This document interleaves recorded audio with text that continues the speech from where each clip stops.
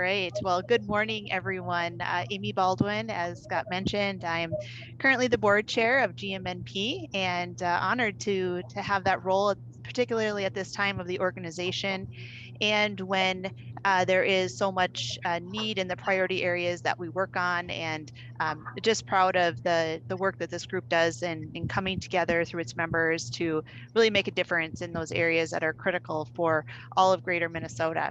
So again, thanks for joining us today. Great to see such a great turnout, and we'll have a great discussion kicking off today with a workforce housing panel um, that will have some good perspective and conversation from different parts of the state to talk about addressing and working towards solving some of our housing challenges.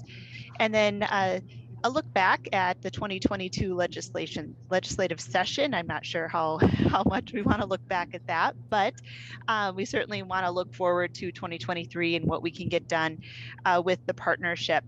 And then moving on to kind of the current state of the partnership, and then closing out with the election of officers for the board of, or the elections for the board of directors membership. So with that, we'll just roll right into the housing panel and get things started. So turn it over to you, Scott. Great, thanks, Amy. I appreciate everybody joining us today. For those of you who I haven't met, I'm Scott McMahon. I'm the Executive Director for the Greater Minnesota Partnership, and it is a pleasure to serve on your behalf on the great mission and purpose that we all share. As Amy said, we're going to kick off our housing panel first, and so I just want to do a quick introduction of our panelists.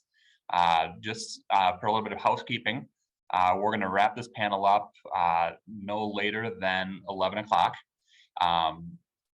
In an effort to moderate the panel virtually, I ask anybody who has questions for our panelists to please put them in the chat. And then at the appropriate time, I will wander through those and interject those questions into our conversation with the panelists. And then after that, we will get into our membership meeting as Amy indicated. So to kick things off, I want to do a quick introduction of our three panelists. I'm very glad that the three of them are able to join us. I think they bring very different perspectives, both from how they intersect with the housing issue in Greater Minnesota, but we're also fortunate within our three panelists that we have representation from Northern Minnesota, Central Minnesota, and Southern Minnesota. So to kick things off here, our three panelists, first off in alphabetical order is Chad Adams. Chad is the CEO of the Southwest Minnesota Housing Partnership. It's a community development corporation that works throughout our region, helping communities figure out solutions to their housing problems, how to figure out financing packages, how to figure out how we actually get the construction happening that our communities need so well. Next up is Mark Borseth. Mark currently is the Director of Corporate Facilities with DigiKey Electronics, one of our all-star and largest employers in Greater Minnesota, out of the Thief River Falls area. Prior to coming to DigiKey, Mark had a long and extensive career in city government as well. So he can kind of look at this housing issue both from that city lens and from the corporate large employer lens as to what happens from an HR standpoint when we don't have the housing that we need to recruit and retain our employees. And then lastly, we have Corey Garrids, the president and CEO of Alliance Building Corporation. Alliance Building Corporation is based out of Sauk Rapids in the St. Cloud area, and they have an extensive portfolio of construction projects that they've done around the region, from housing projects through larger scale developments. They have recently completed a new residential housing development in Montevideo that we're excited to see come online. And I know there are some other things in the work that I'm sure Corey will mention. But before we kick things off, I do want to highlight a project that Alliance did work on. They were the general contractor for the new Ledge Amphitheater in Waite Park, which is one of the new gems we have in Greater Minnesota. This was a development that turned an old granite quarry into a community amphitheater and concert venue. So if you have an opportunity to get down to Waite Park or get up to Waite Park, I highly recommend it. It is a great place to see some live music, and we are excited to have that as part of our community assets now. So we will kick things off here. And as I indicated, I've had a few prepared questions that we'll wander through with the panelists, but then I encourage you throughout the conversation to please put your question in the chat, and then we'll interject those as appropriate through the conversation. So to kick things off, my first question for the panelists is, what are the challenges that develop for key stakeholders, whether it's employees, employers, families, communities, cities, when a community lacks efficient workforce housing? So first, I will turn this question over to Chad to answer. Hi, good morning, everyone. Chad Adams again with the Southwest Minnesota Housing Partnership. Just a little bit more background. We cover about a 30 county area in Southwest and South Central Minnesota. And this is a topic that comes up in every community that we talk to. And we've been engaging a lot with employers. And the quick answer to this is that employers are not able to grow. Communities are not able to grow. I think you're starting to see and have been seeing over the past several years and decades, even some regional centers that haven't been able to build any workforce housing for the last 10, 20 years. And because of that, their populations are continuing to decline as a community itself, or even as a county specifically. I think there's a great risk as well, too, from what I'm hearing from employers, of losing businesses as well in communities because there is insufficient workforce housing. Smaller communities are drawing from some of the larger regional centers. Those employees get invested in those communities, and oftentimes they'll find new jobs in those larger communities rather than the smaller communities where they're initially starting out. So it's definitely an economic development tool and asset to try to retain current and existing and future employees, and it's become absolutely critical. And as noted before, I think those employers, again, whether it's a 5,000 population community, they're drawing employees from communities that are 10, 15,000 population. You're seeing the same thing in communities that are 10, 15,000 population. That might be an hour drive from the metro. You're losing employee and workforce to the metro based on housing availability, but also just compensation and such. So I think the biggest message for me is that you're seeing a lot of employers who are not able to grow and thrive, and again are at risk of losing those businesses in their communities to go to larger areas where there is more housing availability. So Chad, thank you. And that's a great segue over to Mark to provide the perspective from the employer when you don't have that housing. And for a little bit of background, as Mark prepares his comments, Thief River Falls is not a large community like a Rochester, Duluth, or a St. Cloud. They're about 7,500 or so for population, and DigiKey is a critical employer there. So, Mark, from a regional standpoint, from an employer standpoint, what happens on the business front when there isn't that housing available? I think the same things that that Chad commented on it. It's limits companies' ability to grow and takes away a lot of there's just so many limited options for people that sometimes the quality of life they might experience with the limited options is a factor as well. But my background is a little unique. As like you mentioned earlier, I was with I retired from the city of Thief River pretty young, but I had 32 years in as I was the public works director and community development. So I was the liaison with the staff person liaison with DigiKey and their a couple of different expansion projects. So it's a little different perspective for me. I still see the city perspective, and I help the city still as well with some consulting to help them through community development. But it's the inability to attract people to come here to be able to grow. DigiKey has resorted to, they have a temp employee company, Express Pros. They have a couple hundred staff members there where they have to actually pay for some temporary housing for them. A lot of these folks live in RVs, they pay the rent for them. They help pay them to be here, and that's not it comes with a pretty high cost, and it's not real sustainable, but it is something they've had to do as an interim measure to continue to keep the business going. So I guess the other topic that's probably not on here is daycare, but housing and daycare are the two big things right now, and Thief River is definitely experiencing that. And you hear stories, visiting with HR folks that somebody, they've been offered a position, they have to turn it down because they can't find housing, or they don't get the applicants they want. So it's the thing that definitely controls the ability for employers to grow. And we hear the same thing from Articat, the next door neighbor here too. I think they were looking for 400 employees this year. they've upped their hiring bonus to $4,000 now. And so everybody is struggling to get people, and people need a place to live. And Mark, as a follow-up question to that one, do you know off the top of your head kind of the geographic pull that DigiKey and Articat have from an employment base? You know, how far away are some of your employees driving on a daily basis to come into work? You know, there's several that are a little over an hour away. We've mapped the communities that people come from. It's pretty broad, covers the whole northwest corner of the state.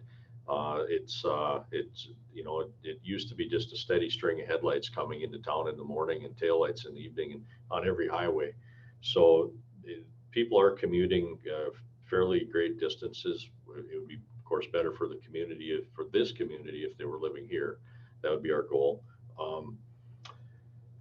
And of course, now there's the other dynamic right now that impacts this, that makes you a little uncertain where you're at, is the the working from home, the remote worker piece. So, DigiKey sent home over 2,000 people to work remote, and now this year starting to bring them back, started coming back at a 25% rotation, a fourth of them every month.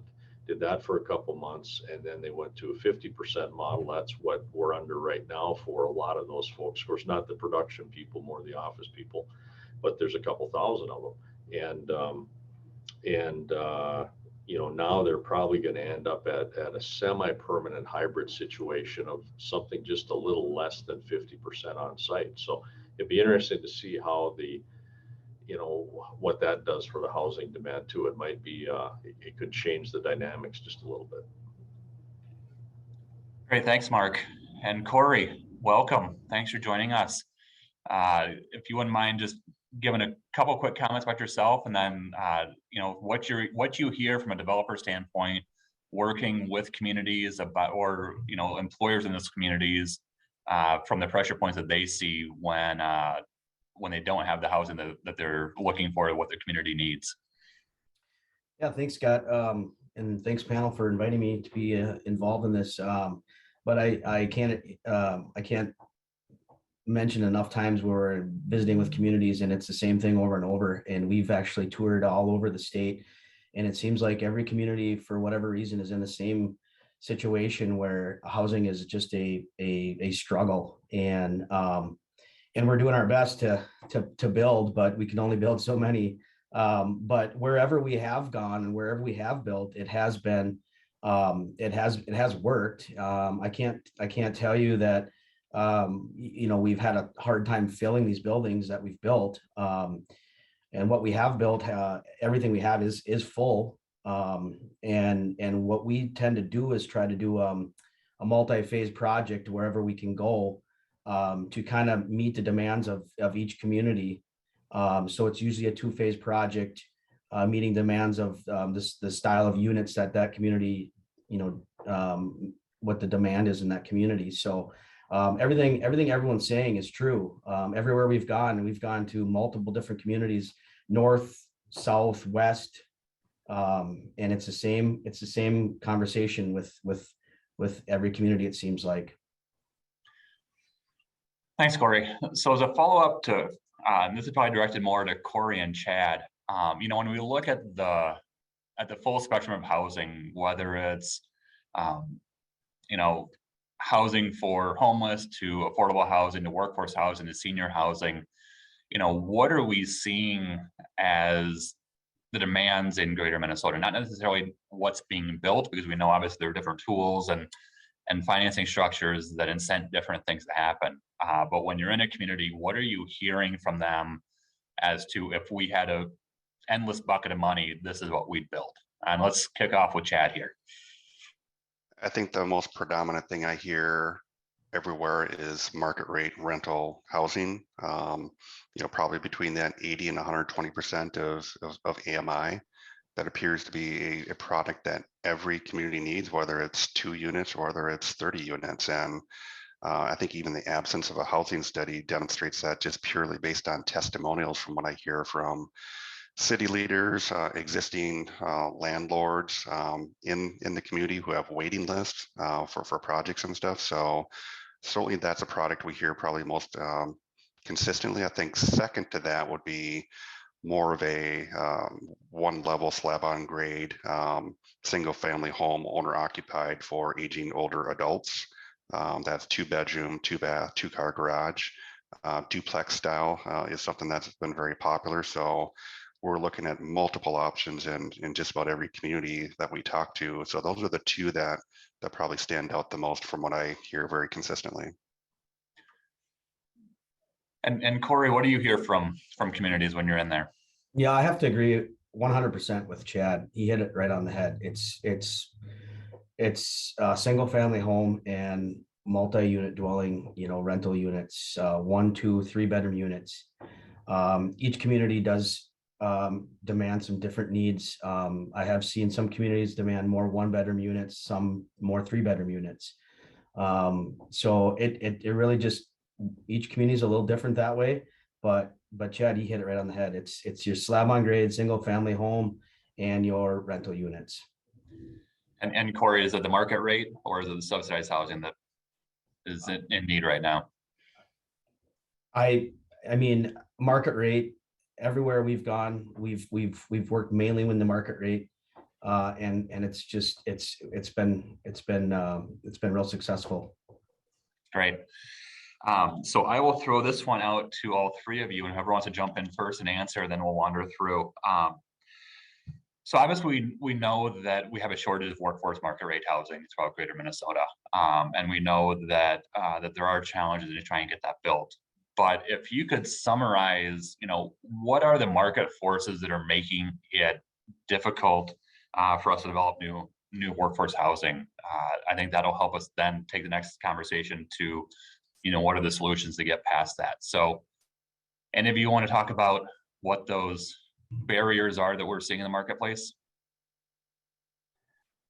And I'm certainly willing to jump in and start and have others jump in as well too. So I think over the last several years, just workforce, labor force itself has been a critical issue. There's not enough contractors, developers out there, have not been able to attract more individuals to the workforce. I think there's been a little bit of optimism just from what we've sensed internally with the new high school graduating classes last year. There appears to be a lot more students going into the trades, including construction or housing industry. So, but really the impact of that would likely be years down the road, not immediate impact. So hopefully we can find tools and mechanisms to continue to retain that. More recently, obviously, the cost of materials, which have gone up substantially and have plateaued to some degree from what we've experienced, which is good news, more stable, but they haven't dropped down to the area pre-pandemic that I think most of us would have hoped, probably won't get there. Supply chain issues have been an extraordinary issue. I would sense there again that contractors have, in our estimation, found a way to adapt to those lead times, which are generally becoming a little bit more consistent, but they're much longer. I mean, some examples are some windows, for example, for most like multifamily projects used to be a 6 to 8 week lead time. Those are now commonly 16 weeks from what we're experiencing. Siding cabinets are much further out. We've got stories from contractors who've been waiting for electrical panels for 38 weeks to over a year on projects. So that continues to be an issue, but we have been impressed with how contractors have been able to adapt to that.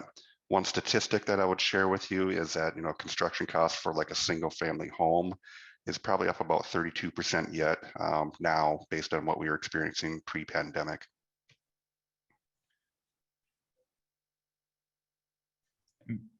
I guess I would second exactly everything Chad had mentioned. The biggest struggle right now is the overall cost. And that's where we're having to work closely with communities to come up with any avenue of trying to reduce the cost, whether that be fee reductions, tax abatement, TIF programs, communities that own land that are willing to work with us on reduction in sale prices, anything we can to get the cost down. Rents just can't keep up with the costs, and that's just typical with the multifamily housing. They're always behind. So that's one of our biggest struggles as a builder developer right now, is making these projects financially work. And that's where the issues are for on our side is coming in, is just purely in the cost. I guess I would agree with everything that Chad and Corey said. I mean, it's the costs right now are pretty high.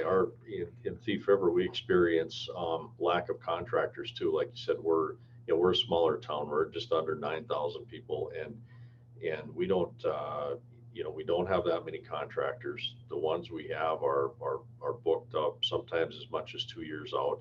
They're having a hard time getting employees, and they also compete with companies like DigiKey for employees. So so that part's an issue. One other piece that a different angle on it as well is if you need, say, the community needs to, or a developer in partnership with the community needs to develop a subdivision for housing, those costs are pretty high as well right now. I mean, water and sewer, asphalt with oil prices, all of those costs are going up, and all of those contractors are they're having trouble getting help as well. And I think, the days when contractors like that, highway heavy contractors worked, 14-hour days a week, they're having trouble getting people that are interested in putting in those kind of hours and that kind of a commitment. So that world is changing a little bit too, and the end result is those infrastructure costs are going up too. So Corey, as a follow-up question for you on, something that Chad and Mark both hit on is that workforce side of things. I mean, obviously you're the contractor, so we know we have you in the community. But obviously you're active in a lot of different communities. As I mentioned, you just did a project on Montevideo, and you've got other things popping up here throughout the central Minnesota region. What are you seeing on your worker side of things? Are you finding the workers that you need from a quantity standpoint? Are you finding the skilled workers that you need? Kind of lay out for us what you're seeing on that side of the marketplace. I think Chad kind of touched on it, but it's become a struggle with every division that we work with, whether it be electrical, plumbers, drywall, concrete. I mean, we're struggling, and then in turn things are taking longer to complete because there's just a limited amount of employees on the trade side to complete the tasks that need to be completed. It used to be, we used to be able to put up a 50 to a 60 unit apartment building, and we could do it in a year, 12 months. Now we're looking at 13 to 15 months for something like that. And the factors are the labor shortages, and also like I believe Scott or Mark, I think both commented on the lead times and the shortages of some of these products. So it's becoming a more difficult process on the construction side to complete, for sure. So we're having to adapt in many different ways to do that. So Corey, as an additional follow-up question here, I moderated a similar panel to this back in June at the League of Minnesota Cities Conference. So for the city folks on the call, and who are at the conference, you might know where this is going. But back in June is when we started to see interest rates really increase pretty heavily. And the developer that we had on that panel basically said at that point, it was just a hard stop for them until they kind of went back and were able to recalibrate things and see how financing was going to look. Corey, from your experience, what impact are the new interest rates having on your development portfolio? It's impacting big. I mean, it's one of the biggest factors overall. I mean, I'd say it can really hold things up. So far, interest rates have stayed relatively low, with one major increase, or I would say a pretty significant increase. I know they're talking maybe potentially another one. It just makes it that much more difficult to make these projects make sense financially as a developer. So it's a big player. It's a big factor. Great, thank you. So we're going to move away from kind of assessing what the housing challenges in Greater Minnesota and start looking towards, what can we do and where are the opportunities. I do want to remind all of our participants that here in a few minutes, I am going to stop my formal comments. And so the continuation of our conversation will be contingent on all of you bring up the questions that are top of mind for you. So just as a reminder, if you have a question at any point, do put that into the chat, and I will work it into the conversation as we continue on. So for all three of you, looking at, where do we go from here? Obviously, there are tools that are out there, tools that the state has, tools that the federal government has put in our communities, opportunities. We're seeing more and more creativity with employers getting involved in the housing conversation in their communities. What are the tools that are out there that are effective and are helpful? And do these tools face their own limitations? So, Chad, why don't we start with you here? Yeah, we could have certainly a very long conversation here, so I'll try to keep my conversation short. But one of the things I'd like to really emphasize here is that partnerships are critical. If you come away with one thing here today, partnerships, whether it's with the city and a developer, or whether it's with other entities in the community, that's absolutely critical. The League of Minnesota Cities has a great outline of various different tools that are available for housing and workforce housing. So I obviously won't go through the full slate there, but tax abatement has become something that's worked very well for workforce housing because you don't have as many limitations as you would with tax increment financing in a housing district. Obviously, infrastructure and land contributions of some sort are critical. I would note on that front that I would say historically, one of those three big buckets, whether it was a subsidy, infrastructure, or land, were necessary for a lot of the housing that we're talking about. We're starting to see that more than one of those are necessary to make these project works, particularly in greater Minnesota. I can't emphasize that enough. We have not seen as much of an issue in greater Minnesota with like fees, even though fee waivers do help out a little bit. There's a lot of unique things out there that I would say to cities, be prepared for the conversation when developers do come in to know which of those three big buckets you might be willing to partner on, and other creative things such as a community land trust or setting aside funding for a local housing trust fund, showing that you've got the capacity and ability to act right away rather than just have a conversation. I think those would be critical. At the state level, there's a lot of programs such as workforce housing grant program that has worked pretty well for us. There's limitations with that on the prevailing wage side, depending on how you work through that. There's a new affordable housing tax credit that's coming out that we're looking at. Last thing I'll mention here is with employers. As you noted, Scott, they're becoming much more creative. We're seeing some employers going out and buy buildings and actually building homes for their employees themselves. I think there's a lot more opportunity there for them to be creative, but also with healthcare entities who see the direct correlation between stable housing and just health and housing in general. Great. Mark, putting on your former city hat and your business hat, anything you have to share about what tools have been helpful or things that have worked in the past? I guess the things that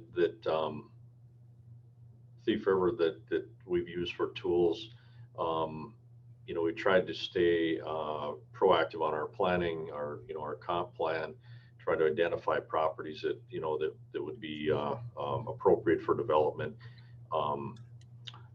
We've utilized some of the tools we utilized is allowing developers to assess rather than invoicing. There's different participation levels on water, sewer, or street assessments that the city here contributes about 40% of the cost of the street improvements. They either assess or invoice 100% of the utilities. So just being able to maybe help finance that for a developer can be a good tool sometimes. We used to do a lot more with TIFs when the income restrictions were a little more appropriate for our town. So we had one developer that probably has built maybe 150 homes in town over the last 25 years, and they started out using tax increment financing. And as the jobs increased above the limits for the incomes on most of the TIFs for housing and material costs and housing costs going up, they've lost a lot of popularity. We've done a couple of economic development tax increment financing projects for workforce housing. Now that's kind of the next most valuable tool. Maybe the way I see it here is being able to do that one. It makes councils a little more comfortable, being they're not quite as long-term. They do get a little uncomfortable with the 26-year TIFs. Tax abatements, we've done a residential single-family home tax abatement program. It's not huge. It's a 3-year abatement for new homes for the first owner, and we've had partnership with the county on that since that inception of that program, probably over 10 years ago. And we did have one short phase on a specific development with the school district too. School districts that's a whole nother deal where they, they directly relate housing to numbers of students, and with enrollments, our enrollments are declining a little bit. So they see housing as a tool to get people here and increase their enrollments and their revenue stream. So they're usually pretty on board too. The abatements have been a little less popular though, because they have to levy for those payments, different from a TIF. So TIFs are a little more popular, but we're starting to see, now we're starting. We had a target in 2012. We had a housing study. We set up a target of 900 new housing units. We wanted 90 per year every year for 10 years. As of right now, we should be at about a little over 800 right now. We're at about 600. So we still feel that's pretty good progress for a town our size. And that's been primarily multifamily housing is where we've got those numbers, of course. But, the beginning of that, we had a couple tax increment financing projects. Then we had a period of maybe 6-7 years where we rarely heard a developer even asking for TIFs or abatements. It was pretty nice. But now again, we're back in because of interest rates and building costs. Now we're starting to get requests for those again. So I guess TIFs, abatements, assessing, allowing developers to carry assessments and finance infrastructure for them has helped. And one other tool we've used that's maintaining existing housing stock. We've done several of the DEED Small Cities programs on owner-occupied single-family home rehab projects, and that's been kind of beneficial too, because I think we need the apartments, we need the single-family homes, so we got to take care of the stock we have as well. So those are the tools we've been using. Great, thanks, Mark. And Corey, from the Wonders responsible for putting the shovel on the ground, what's the best thing that you've got out there for make these projects work in our communities? Well, Scott, I'll be honest, it's much easier as a developer to come into a community and not ask for a whole bunch of things and go through a bunch of hurdles with abatement or TIF or whatever and buy a piece of land and just submit plans and start building. But that, as Chad mentioned, that those times are not here anymore. And I can honestly say, I was just writing some notes here. I think we've got about 10 developments we've done over the last 5 or 6 years, where every single one of them has either had one of the 3 or 4 things that Scott mentioned, if not 2, in every one of those developments in order for it to make the project, financially work. Whether it be abatement, which we're familiar with and we've done, there's less limitations to that. TIF, land contributions is also another very helpful tool. And reduction in fees. We've seen, one of the big hurdles we have is the SAC and WAC fee. Some communities have a very large SAC and WAC fee assessment, and that can add up to a very big number if you're adding multiple units, which just handcuffs a project right from the get-go. And if a community is, holding tight to not, not willing to reduce anything there, it can throw a project out the window and in no time.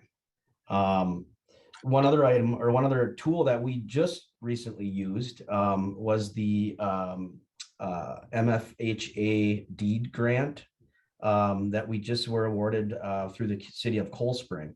It was new to me. I hadn't heard of it until Cold Spring had brought it up to me. And it was an application which the community had to apply for and was awarded it. And it was actually the main tool that helped the project move forward. So that was another one that I don't think anyone had mentioned, but is out there and is available and is helpful to make these things work. So Corey, thanks for highlighting that grant.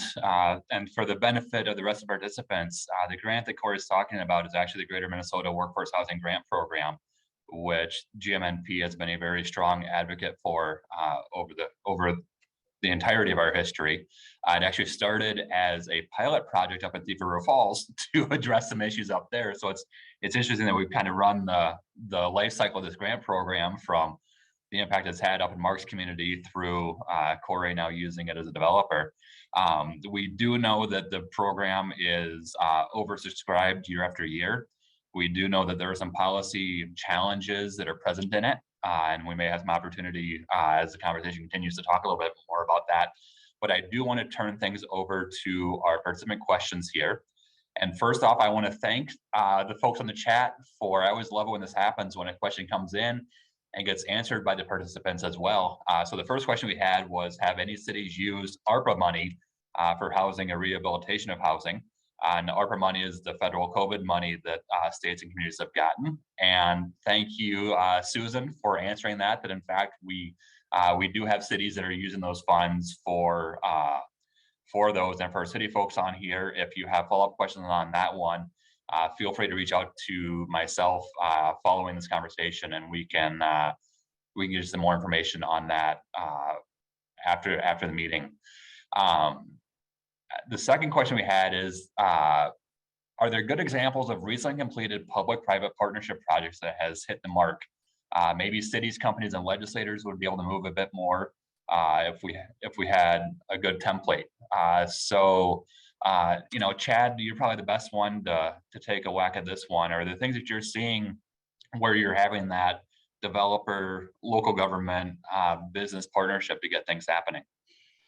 Yeah, I think there's probably a lot of examples that I could share, and I know of other communities that could probably share a lot of stories as well too. And I think one of the key things about that storytelling is oftentimes when there is even a strong partnership with a city, that sometimes that's not even enough.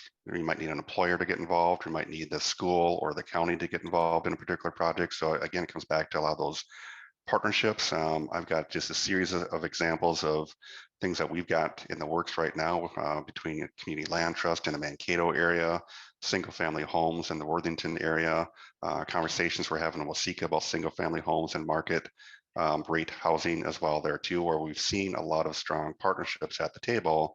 And again, in some situations, and going back to that workforce housing grant program, for example, we applied for a grant in Waseca here this last year. And even with the city coming up with this substantial contribution, we were still seeing a very large financial gap in the project because that community cannot generate the rents needed for the construction costs of the project, even with state and local substantial assistance in the millions of dollars.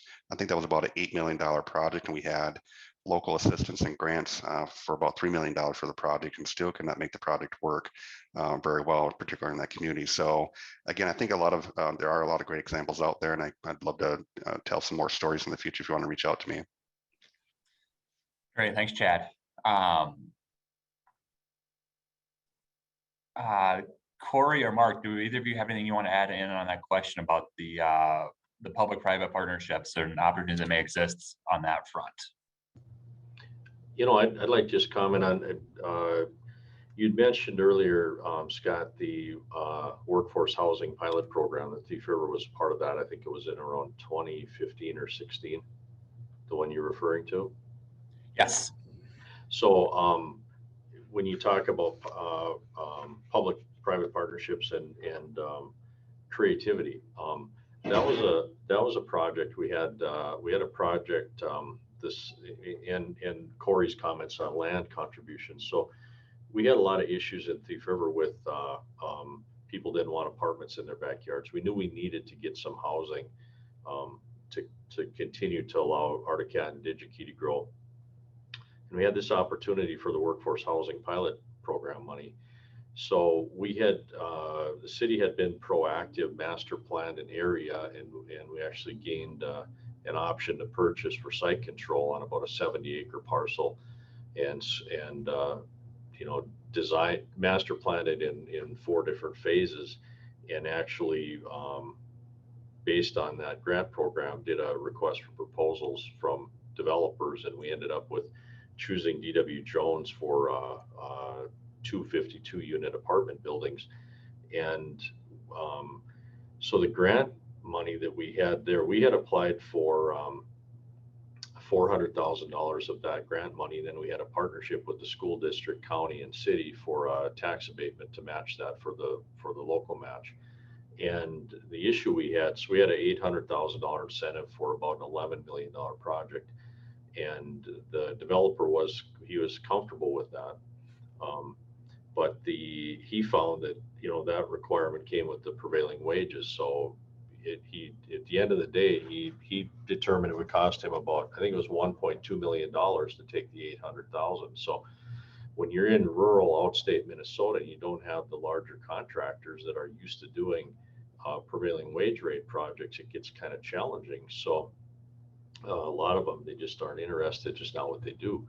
And so what we asked DEED if they would go along with let the city put in the water, sewer, and streets, let us use that grant money, let us pay required prevailing wage rates in the highway heavy category, which just about everywhere in Minnesota you have contractors doing MnDOT, county, state aid, city projects where they're used to doing those projects, and then we would do the land donation of the improved property as opposed to the developer getting the direct deed money.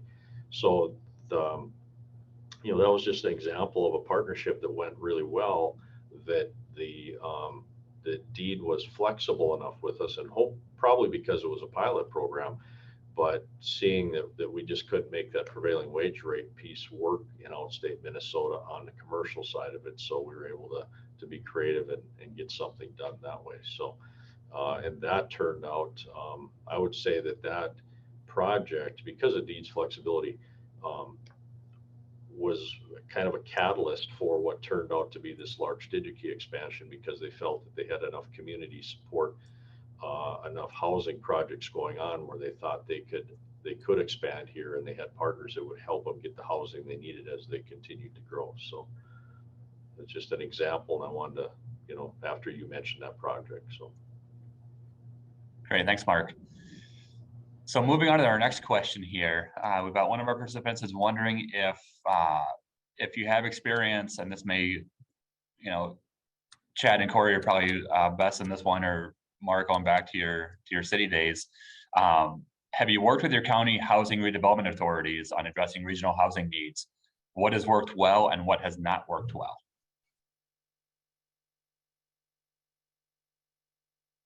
So any experience with the local HRAs from that standpoint?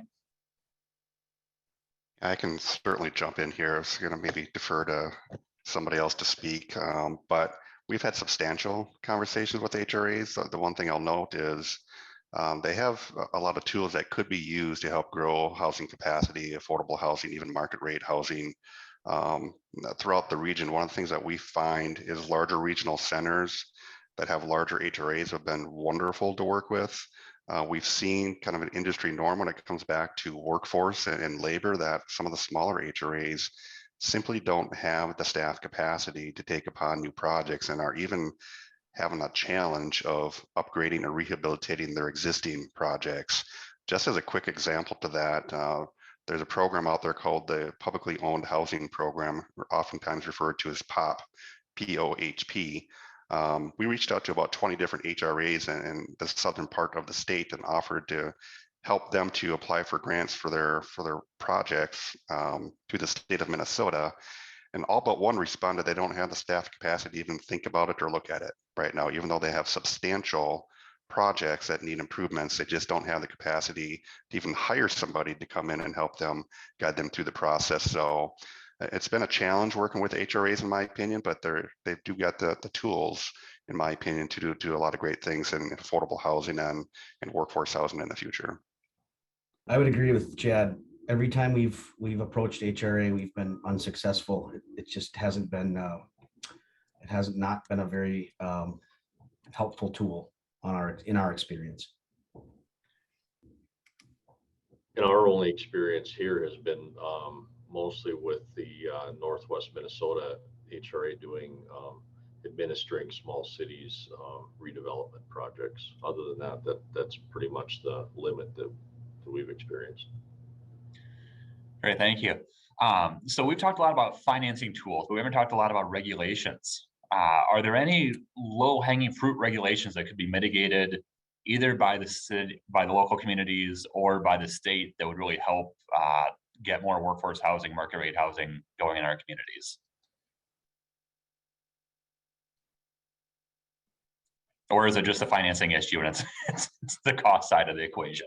Yeah, we haven't as an organization throughout our 30-year history find too many issues with the communities themselves with adapting plans or zoning to what we need. I think we've found probably some more resistance to neighbors that don't want development at all, or some developments in their neighborhood. So we have not been concerned as much with regulations. Some of it comes back to some cities with fees, with sack and whack sometimes can be a big bill or additional cost to a project.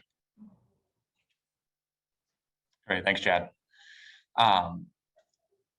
So then we had a question come in about the role of housing studies in today's environment. How frequent should they be done? Should they be done when we're looking at greater Minnesota? Should we be looking at a city level housing plan? Should we be looking at county level housing plan? Should we be looking at regional? You know, when we look at Mark's comment about the Northwest region, or other thoughts about just kind of getting into a better understanding of as to what the housing needs are in our region? Well, I appreciate Scott asking this question because he and I have talked about this a lot. So it's definitely a softball question thrown at me, but it's certainly one that's, I think, helpful for the group here. Number one, I would state that frequency about every 3 years. In terms of city versus county, I will note that the 3-year target is critical for a couple different reasons. Number one, because you want to know exactly what the needs are in your community. I think a lot of the things that we've stated here today are probably going to come out in that housing study with the rental housing, single family home ownership. So it's good for the community and any other partner to know how to partner on projects that are demonstrated in that housing study. The second thing that oftentimes gets missed in terms of the need that cities and counties don't recognize is that the developer needs those housing studies as well too, to oftentimes to secure financing, especially if it's a larger project and that developer can't carry the cost on their own. So there's kind of a two-pronged approach there in terms of what's absolutely critical. I would advise that smaller communities have a very difficult time doing their own housing study because they cost $15,000 to $25,000 in that range. But really get your county involved and get multiple communities in your county partnered to help fund that. It's an easy way to get a housing study done rather than try to take that on your own burden. Great, thanks, Chad. So we've got about 10 minutes left in the conversation here, and I want to take about 60 seconds to talk about the GMNP's housing priorities for the past few years and give Chad, Corey, and Mark an opportunity to pontificate on them. And Mark alluded to one of the things here a little bit ago, so I appreciate that. So we've had two primary areas that we've been advocating for. One is some more funding and some policy changes to the Greater Minnesota Workforce Housing Grant Program, which funds multifamily housing projects in our communities. It's been severely underfunded since its creation, but it's just kind of the nature of things at the Capitol. But then it does have some policy implications, as Mark had alluded to, with prevailing wage kicking in and some of those things. So that's one program we've been working on. The other one that we've been working on that we haven't gotten funded yet is a new program that'd be housed at the Housing Finance Agency that would provide grants to local communities to pay for, as Mark hit on a few minutes ago, that would help pay for that public infrastructure that needs to happen, whether it's the roads, the sewers, or whatnot, to try and take some of those costs off of what gets passed on to the developer and ultimately passed on to the consumer. So for all three of you, as we take the next 7 or so minutes as we wrap up here, thoughts on those two tools and the role that they can play in getting more housing developed, or other things that we need in the marketplace to make sure that we can get more market rate workforce housing built. And so why don't we start with Mark here, and then we'll wander through the other two speakers. Yeah, I think the policies, the prevailing wage piece is definitely a hindrance, at least in our area. It may not be quite as big a factor in the bigger communities, but it's definitely a factor for us. policies that would make that easier would help a lot. The other thing, public infrastructure, any grant dollars for that would be a huge benefit as well. It's a single family home development situation is getting pretty costly. I mean, the land is the smallest piece of that equation right now, and any grant program that would help with that public infrastructure would be great. And I'd sure be anxious to see some details on that if you have anything available. Great, thank you. We'll go to Chad, then we'll finish up with Corey on these things. Yeah, I think very interested in the housing infrastructure grant, and would certainly continue to advocate for that. And I think more voices being out there.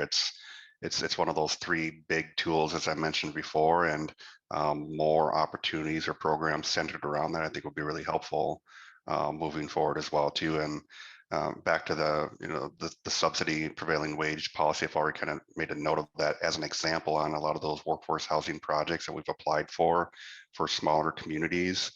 The cost of the project, because of the increase in prevailing wage, was actually more than the benefit of the grant itself. So I think there are creative ways to work through that and around that, and certainly understand the need for prevailing wage in some situations, but hopefully more flexibility in some of these programs.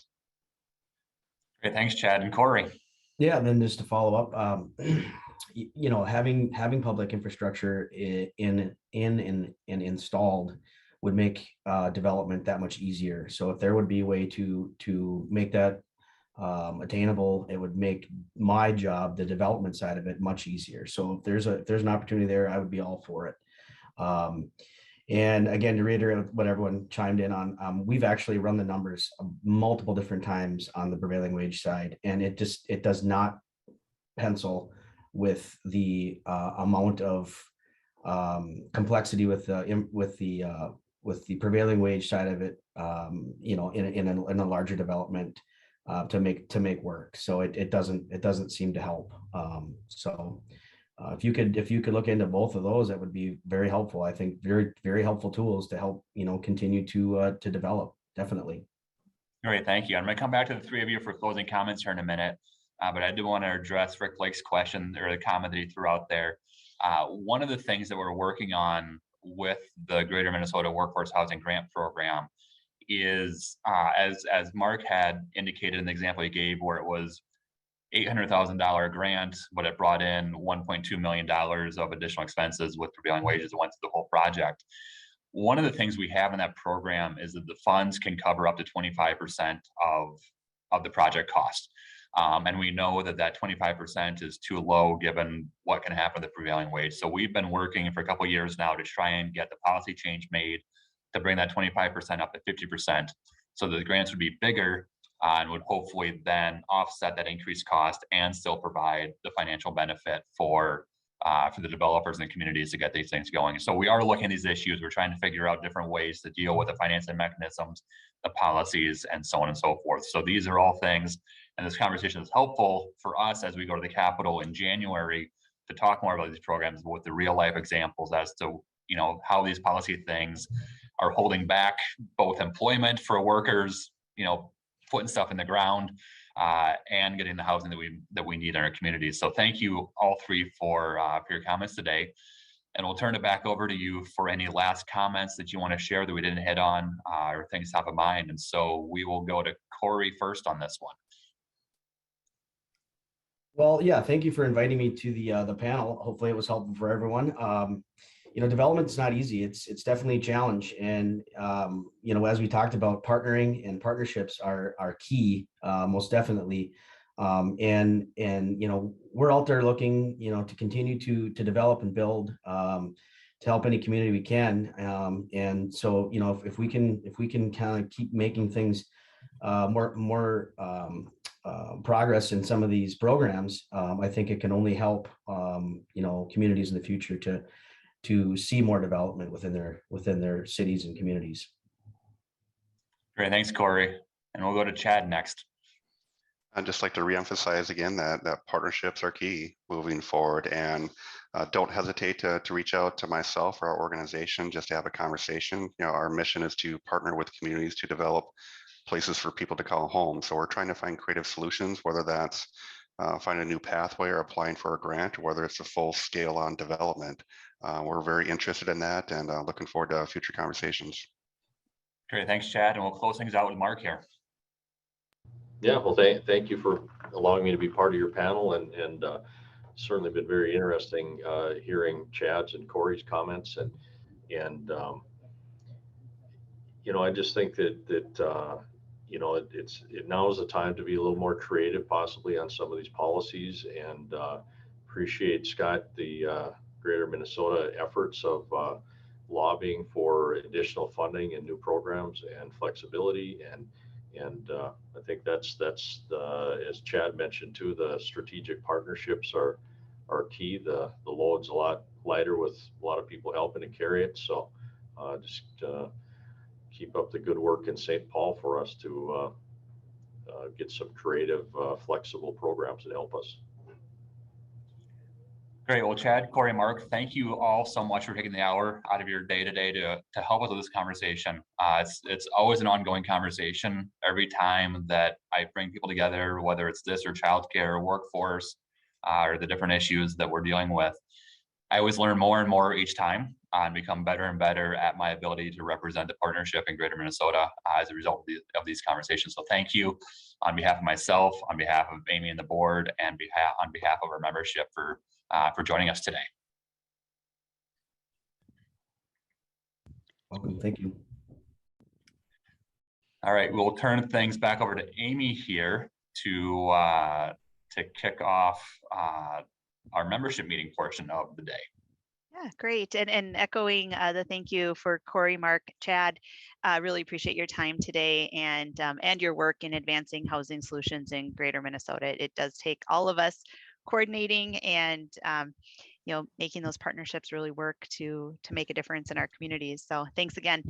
All right, as Scott said, we're going to move on to kind of the general membership meeting portion, and I'll actually kick it back to Scott to do a look back at legislative session and then looking forward to where we might be headed in 2023. Scott?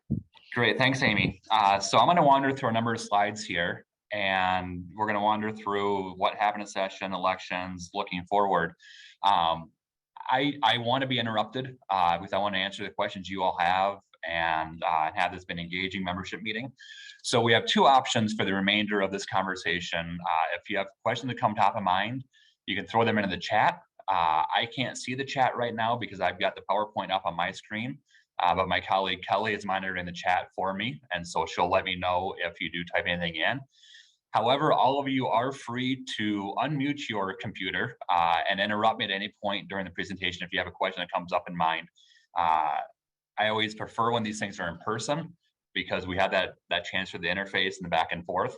However, I also recognize that Greater Minnesota is a large geographic area, and so rather than asking you all to come to St. Paul for this meeting, we're coming into your offices and your living rooms, so I'm trying to create that same environment to the best of my ability that I can. So do not hesitate interrupting me either by unmuting or typing in the question as things come up. So the first thing that I want to hit on here is, you know, what happened or what didn't happen during the 2022 legislative session. I think we all who are engaged in St. Paul and across Minnesota were pretty disappointed in the outcome of the 2022 legislative session. We ended up with a more than $9 billion budget surplus, and nothing happened for the most part. Those dollars are still sitting in the state's checking account. We didn't approve much money for new expenditures or to give those dollars back to Minnesota citizens. Either one of them probably would have been a better option than just leaving the checkbook and waiting until 2023. But that's where we did end up. But looking at the session, so the legislature met from January 31st through May 23rd. In that time, they passed 68 bills, which I was surprised when I went back and looked this week as to what they actually did, because last session, they only passed 31 bills.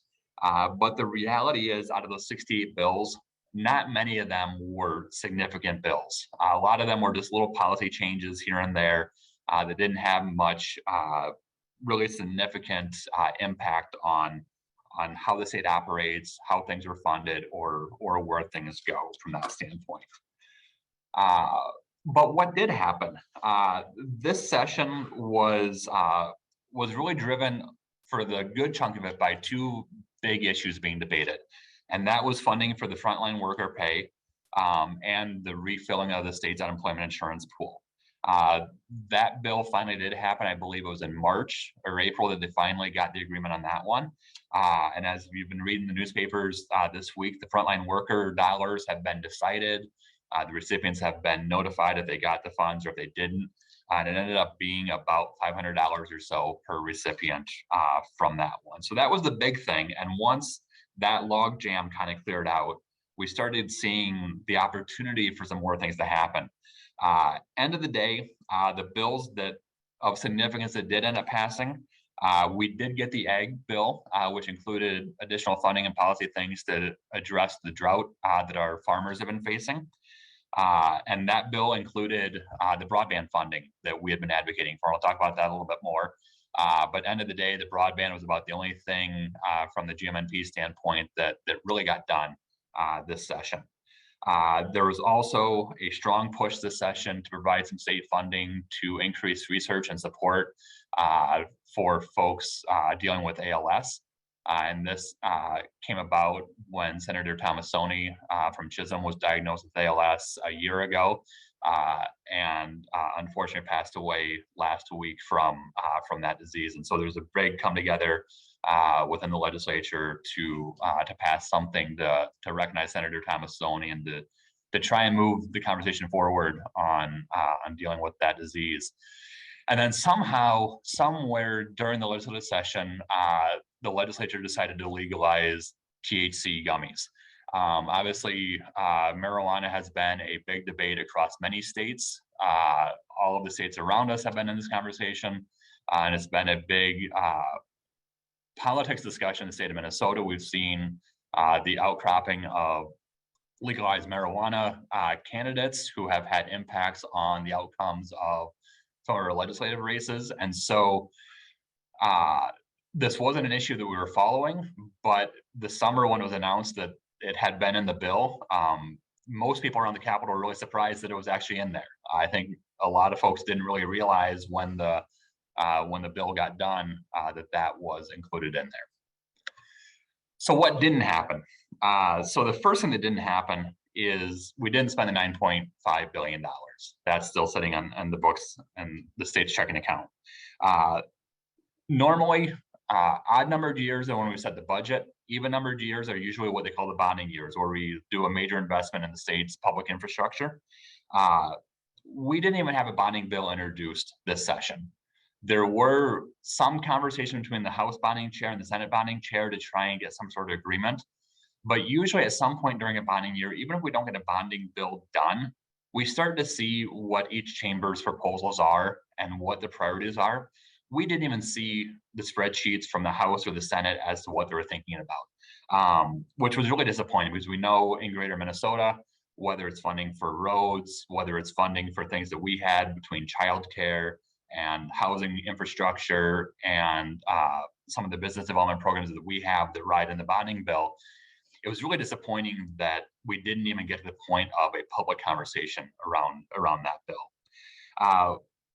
A few things that did move a little bit farther through the process is we got conference committee reports done. So the House and Senate negotiated an agreement for the jobs and energy bill, for the environment and for higher education, but neither body ended up passing those off the floor. They came in, they got wrapped up late in session, but they couldn't get to an agreement on a global agreement how to end session. And so even though the committees between the two chambers had come to an agreement on what could happen, they didn't get those bills off the floor.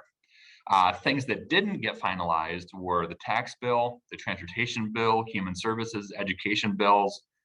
None of those were even finalized. They couldn't get to the point where they had agreement as to where we need to go from that standpoint.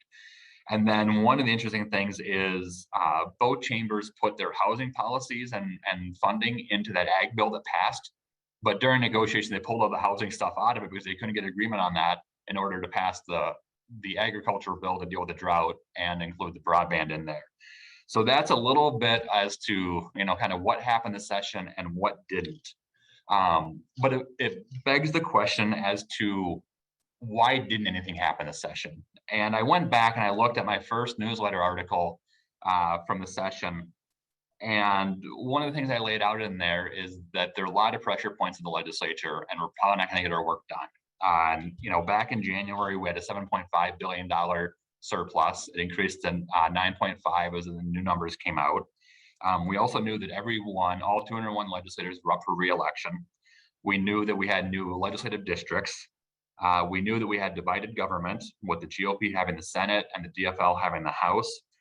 We knew we had this lingering issue from the previous session on this frontline worker pay that was passed during the 2021 session to have a work group to come up with recommendations. They couldn't get their work done, and so it carried over into the 2022 session. We also had this unemployment pool deficit that was lingering there. We were also dealing with an environment where it's all or nothing. Each chamber wants all of their priorities or nothing. They're not willing to compromise. And then we had another year of virtual legislating. And so the House was virtual all session long. The Senate started virtual at the start of the session, then slowly started to open things up, and finally had conference committees open in the second half of the session. And so my basic thesis back in January was the legislature can maybe withstand one or two of these pressure points, but when you have 6, 7, or 8 really big pressure points on them, it's really hard for the 201 legislators and the governor to come together, deal with those pressure points, and be willing to come together to get an agreement done. And so that's ultimately, in my opinion, what brought us to where we are at the end of session. Underlying all of this was a strong belief within both caucuses that the Dems believed that they would control the legislature, House and Senate, next session. The Republicans believed that they would control the House and Senate next session. So they both said, if we can go into the 2023 legislative session with $9.5 billion and in control of both bodies, then we can move our priorities for better. And so all those things coming together is why we ended up with the 2023 or 2022 legislative session with nothing coming out of it. So then, looking at our priorities, so we were successful in getting the broadband funding put into the Ag bill. That was $210 million for broadband, most of it going into the border-to-border broadband grant program. And then as well as a dedication that as more federal money comes in the state, that those dollars will be dedicated into broadband. This was a really big win this session. First of all, this is the largest amount of money we've seen committed into broadband at any point since the internet was created.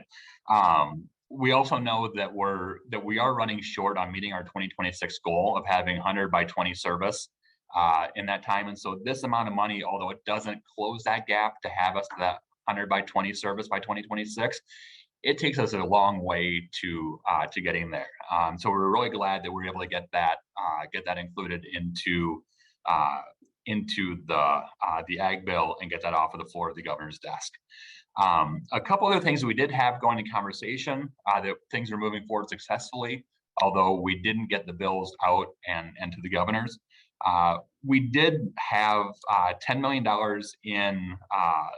in conversation in the Housing Committee. We don't know for sure if the House it was a Senate position to put $10 million into workforce housing. We don't know if the House would have ultimately accepted it because they didn't get to the point where there was a Conference Committee report, but it was at least on the table in the conversation as they were trying to negotiate a finalized package. We also know that in the bonding committee conversation, that was never public and never got exposed as to what things were moving towards agreement. We do know that the Senate was very interested in putting money into this the Greater Minnesota Housing Infrastructure Program that I talked about earlier. There would be a grant fund for communities to help pay for the streets and infrastructure that they need to get new housing developed. And so we're glad that we're at least in conversation. We wish the bonding bill would have gotten done because we're fairly confident the money would have been in that program. Looking at childcare, again, the bonding bill, we know on the House side, there was a strong interest in putting money in the bonding bill for childcare infrastructure in Greater Minnesota. But again, the bonding bill didn't happen. one thing that did happen on the childcare front is when the state first started the conversation about the frontline worker pay grant program back in 2021, the very first group of people that they talked about were childcare workers, because they know that they were the ones who stepped up and said, let us take your kids, frontline workers, you guys go to the hospitals, take care of all these sick people, we will take care of your children. The Monday morning before session ended, the Department of Labor and Industry made a ruling that family care providers were not going to be eligible for the frontline worker pay because of the technical way in which the bill was written. And so a number of us worked kind of day and night for 7 days to try and get a fix to that program done. Unfortunately, the Senate finally passed it in the final minutes of the session, leaving the House no time to act on the bill. So unfortunately, as those letters went out this week to our frontline workers, every family care provider who applied for those dollars ended up getting a notice in the mail saying they weren't eligible for those dollars. Our childcare center workers are eligible for those dollars, so all of them will be getting the $500 or whatever it ends up being. But our family care providers are in home taking care of our kids will not be getting those dollars, unfortunately. And then the last thing that we knew was in the bonding bill to conversation was funding for what's called the Business Development Public Infrastructure Grant Program. This is a program housed at DEED that provides kind of on-demand funding for communities when there's a need to build out public infrastructure for job expansion. So usually this is a situation in which a community is needing, they have an employer who wants to come in or expand, but they need a new industrial park or they need an expansion of existing industrial park. And so these dollars are ones that are available month to month for those communities to make those investments. We do know that program is basically out of funding right now. There may be $1 million left in there, but it was pretty critical to get funding in there in the bonding bill to keep that going forward, because it is one of the most effective programs that DEED has for dealing with economic development in greater Minnesota. So that's kind of a quick rundown as the GMNP priorities this legislative session and kind of where they went out. Again, the big one that we had was that broadband funding. So then moving on, looking at elections. So obviously we've got election coming up in November. We've got the governor race is in play right now. So we've got Governor Walz asking for re-election, being challenged by former state senator and Dr. Scott Jensen. We have all 201 legislators up for re-election. So that's 67 senators and 134 House members. And then just, as a reminder for the current political control, the Governor Walz is a Democrat. The House is currently controlled by the DFL. They have a 70 to 64 majority. So not a big majority. So if you think about it, if 3 seats were to switch, that would put it as an even representation in the body. So even though, it's looks bigger, end of the day, that's not a real significant majority that the DFL has. And then it's even thinner majority when you look at the Senate. So the Senate is controlled by the Republicans.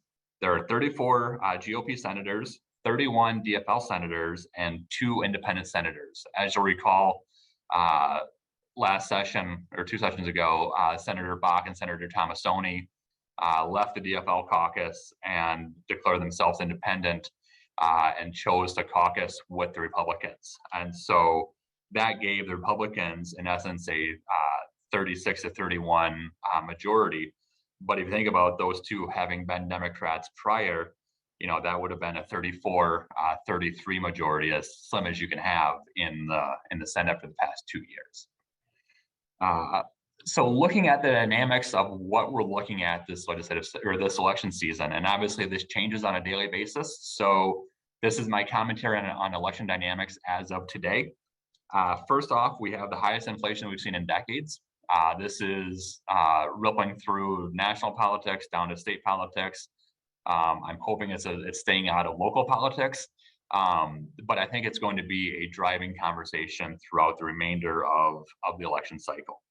We also have the lowest unemployment in history. 1.8% is as low as we've seen in Minnesota. It's actually the last numbers that they've released. It's the lowest unemployment rate in the state. And so there's just a lot of economic and workforce things that play out with a number like that. We also know that one of the big debate issues right now is public safety and guns. This is the carry forward from the civil unrest in Minneapolis and St. Paul following the death of George Floyd, but it's continued since then with the increase in crime that's happened and carjackings and whatnot.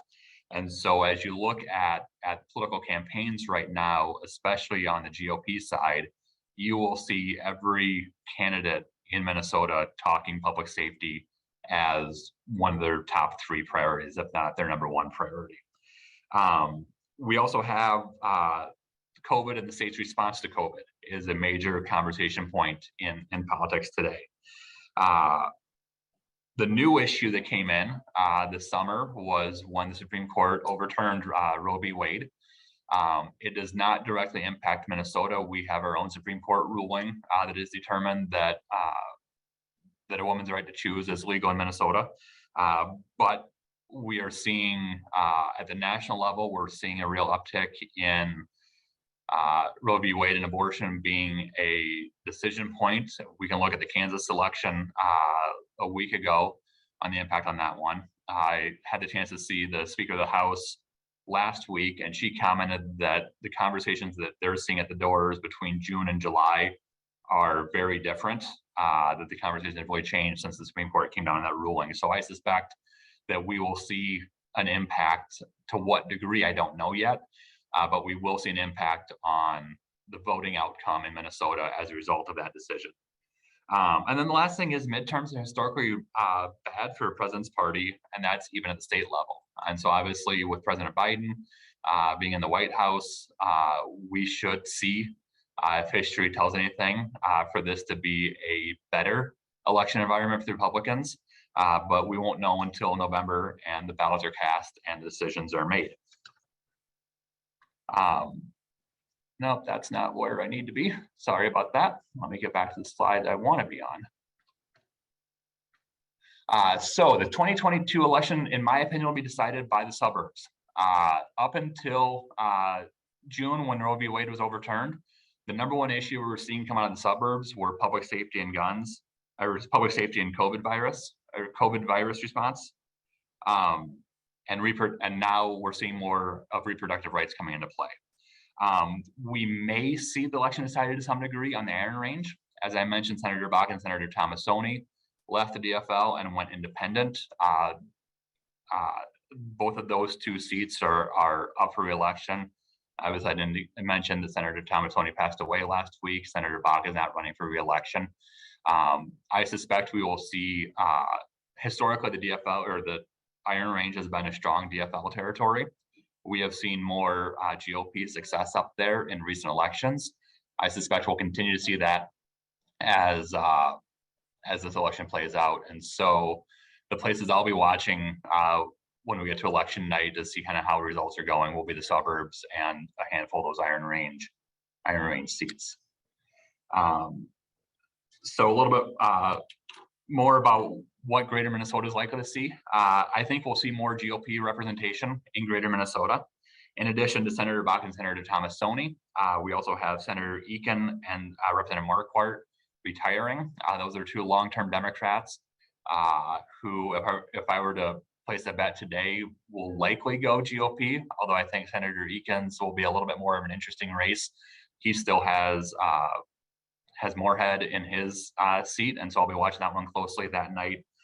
But a couple other interesting races to watch. One is down in St. Peter.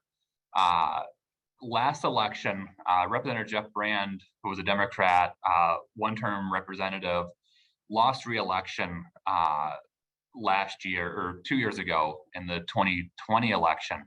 But that was a COVID election, and St. Peter's a college town, and Gustavus students weren't around. Jeff Brand is back in the race again, and so I think it'll be interesting to kind of see what happens there. I suspect with Gustavus being back around campus that Jeff stands a good chance of picking that seat up.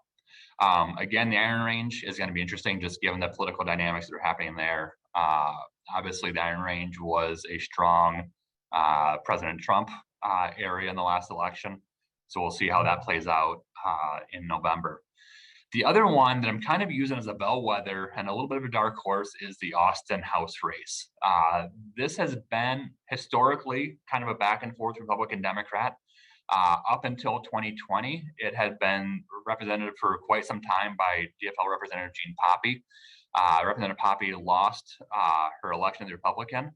The candidate now in that race is their now retired, or the new Democrat candidate in that race is their now retired Austin Mayor Tom Steen. And so I think that could be an interesting one that I'll be keeping an eye on election night. And then the other interesting one, and this is more interesting just because of redistricting, I think the election to a large degree is over in these races. Rochester, prior to redistricting, had 2 Senate seats that represented the city and then picked up some of the outside area. The Rochester seat now has one, I think, will be a very safe DFL seat.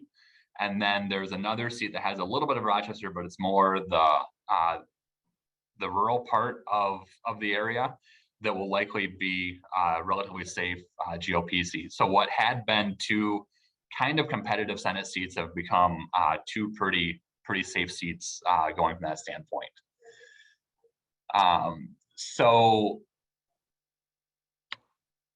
The big questions for me at this point, looking at the election, is who's going to be our governor? Is it going to be Governor Walz coming back for another 4 years? Or is it going to be former Senator Jensen prevailing? We won't know. There's a lot still to happen between now and now in the election. If you were to ask me today, I would say the winds are probably in Governor Walz's direction, but we'll see come November. The next thing is, will the DFL keep the House, or will the GOP flip the 4 seats that they need to take that over? If the GOP is going to do that, those seats are going to have to come from the suburbs. That's where they're going to pick up seats if they're going to make that flip. The other one is, will the GOP keep the Senate, or will the DFL flip the 3 seats that they need? For the DFL, if they're going to flip seats, those seats have to be in Greater Minnesota, or picking up those 2 Senator Bach and Senator Tomassoni seats on the Iron Range. But the big thing that we do know is that there will be 48 new legislators, at least 48 new legislators coming next session. And so, you know, that's going to be a lofty effort for any of us who are at the Capitol to try and figure out how do we deal with 48 new legislators, as well as moving forward on our legislative agenda. A significant portion of those 48 do come out of Greater Minnesota. We had a number of very senior legislators from Greater Minnesota retire this year.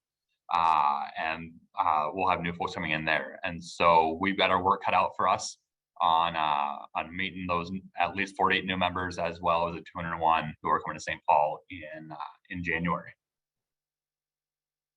So we do have a couple poll questions here for you. If Kelly can pull up the first one here. I just want to gauge everybody's sense here as to who you think is going to win the gubernatorial race. So if you want to select one of those 2 options, we'll give you a minute here, and then Kelly will let us know how our results come out here.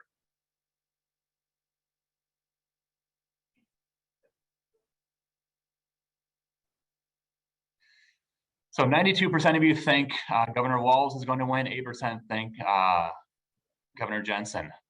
Those numbers look pretty similar to what we have seen in past groups with this question, and kind of what the national polls are showing us as well. So more interestingly, we want to take a look at the legislature as well. So Kelly, if you want to throw up the second question. So who will be in control of the Minnesota House of Representatives? As a reminder, right now it's held by the DFL. With that 3-seat majority, the GOP would need to flip 4 seats, primarily in the suburbs, if they're going to take control of the House.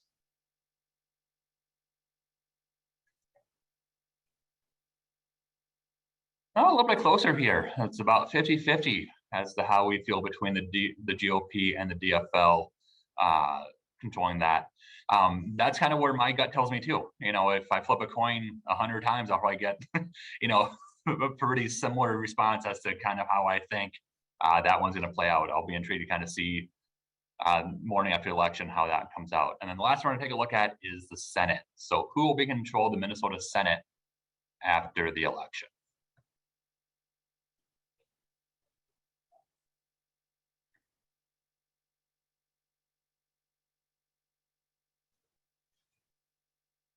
All right, so GOP. So we're all kind of thinking collectively that we're not going to see much difference in how things look going forward, that we're still going to be divided government. I think there's a pretty good chance of that happening, whether it's, you know, DFL controlling at least one of the three bodies or the governorship and the GOP controlling at least one of the three. So I think your intuition is pretty lined up where we are and most Capitol insiders that I talk to. So this kind of wraps up my conversation about where we are in politics, but I wanted to provide a quick update as to where we are as the partnership. So right now, the great news is the partnership is growing. We have got 26 new members in the last 18 months. A number of them are on this chat as well. So welcome all of you who have joined in the past year and a half. Our membership growth has been in all sectors, from business, local government, foundations, nonprofit, higher education, and we have seen it across all sectors of the state, which is great to see. The key thing about membership growth, in my opinion, is it allows us to more effectively represent Greater Minnesota and more effectively engage our legislators. The reality is Greater Minnesota is a very large geographic area, and so we need members in all corners of the state so that we can filter out and hear what's going on, whether it's in Thief River Falls or down in Mankato, or over in Laverne or in Winona, to kind of get a sense as to what's going on and where these challenges are as we set our policy agenda. So all of that is really important for our membership to be fully representative and engaged on these situations. The other thing that comes with a growing membership is the finances are healthy for the organization.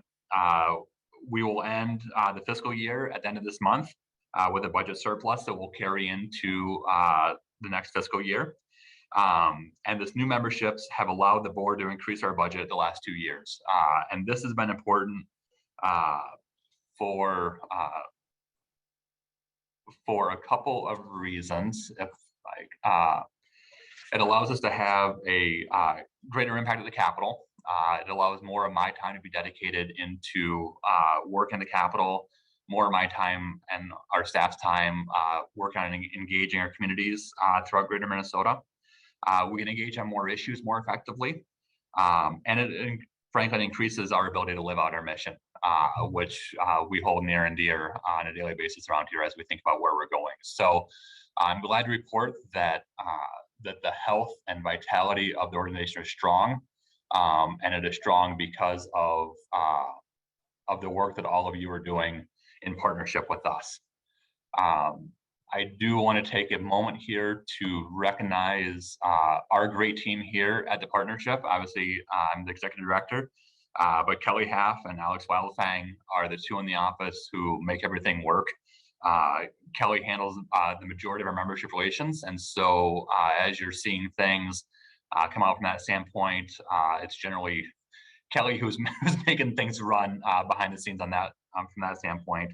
And then Alex joined our team this spring, and she handles most of our communications. So our public relations with the media, our communications that come out to the membership. And so I just wanted to take this opportunity to thank both Kelly and Alex for all the great work that they do. At this point, I am going to stop talking for a few minutes and turn things back over to Amy as we move into the election of our board of directors. Yeah, great. Thanks, Scott. And I just wanted to echo, the efforts that you and Kelly and Alex, put forth for the partnership are appreciated and recognized, and the growth that we've experienced with that increase of membership being in a strong financial state all comes as a result of the day-to-day work that you guys put in. So thank you very much for your efforts on that, and thanks for the review, legislative review, and overview of where we're at with the partnership itself. So, all right, and moving on to election of board of directors. So we had a multi-step process to put forth this slate of candidates that will be presented here shortly, but there was initially recommendations from the nominations committee back in late June.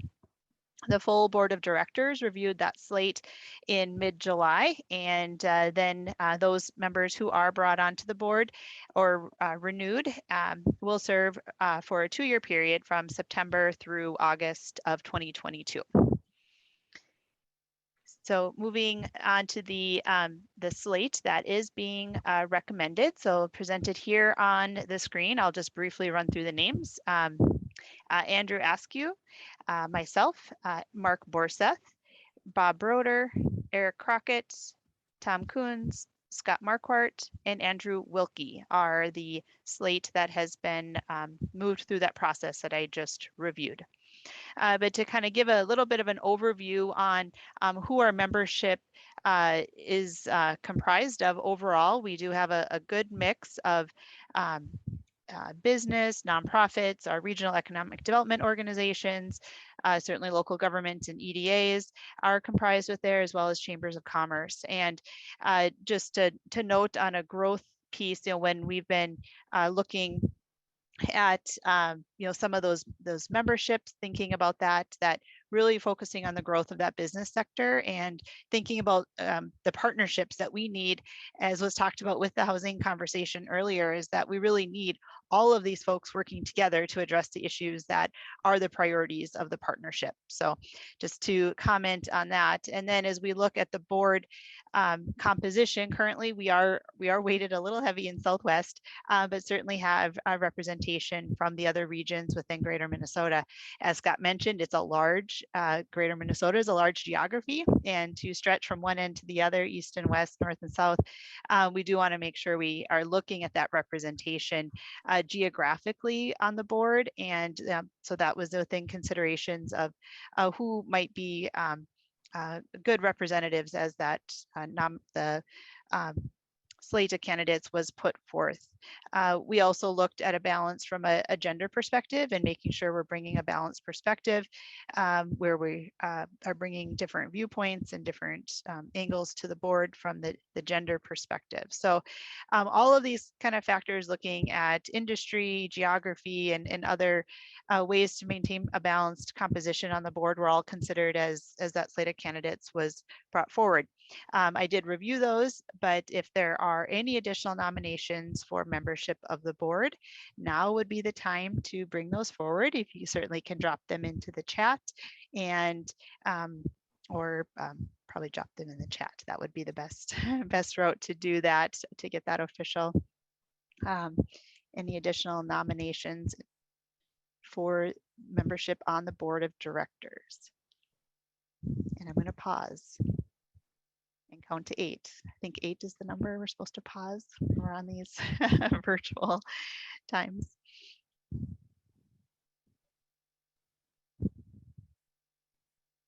All right, well, seeing no additional nominations, again, here is the slate of candidates. If there is the desire to move forward with this, we would look for a motion to be dropped into the chat, and a second to that motion to consider this slate of candidates.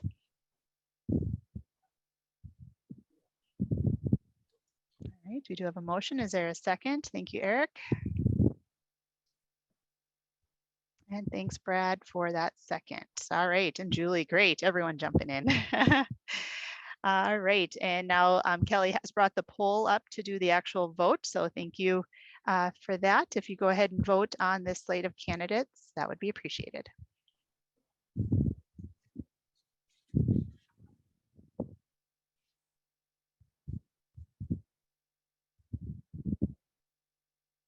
All right, well, thank you very much for the support of that slate of candidates, and that concludes that piece of the new composition of the board. So thank you for your participation on that. And also wanted to make sure we're thanking our board members who are stepping off the board. And included in that is Jessica Beyer from Greater Minnesota Growth, Brian Hansen, former CEO of Apex up in the Duluth area, and Dave Smigluski, Mayor of Granite Falls. So thank you all for your service to Jessica, Brian, and Dave. Really appreciated that over the years. So that concludes our official action, and certainly we're here because of the members and all of you. That's what we are. We are a membership-based organization and partnership. So as it says, we're effective because of all of you, the support, the ideas, and participation, most importantly, to bring forth a coordinated effort on our priorities. So that with that, I'll turn over to Scott for closing comments. So thank you, Amy. Thank you all for taking the time today to join us. Thank you for the support for the new board members. They truly make my life a lot easier. We've had a great board. They're an engaged board. They do a great job of managing the organization on your behalf. So I'm excited to work with the new folks. I'm sad to see the former members leave. They've been fantastic. But I'm excited about where things are going. That concludes my comments for the day. I will stay in the Zoom until the last person logs out. So if anybody wants to stick around and ask any questions or provide any commentary, I am happy to do that. But at this point, Amy, my agenda for the day has been wrapped up.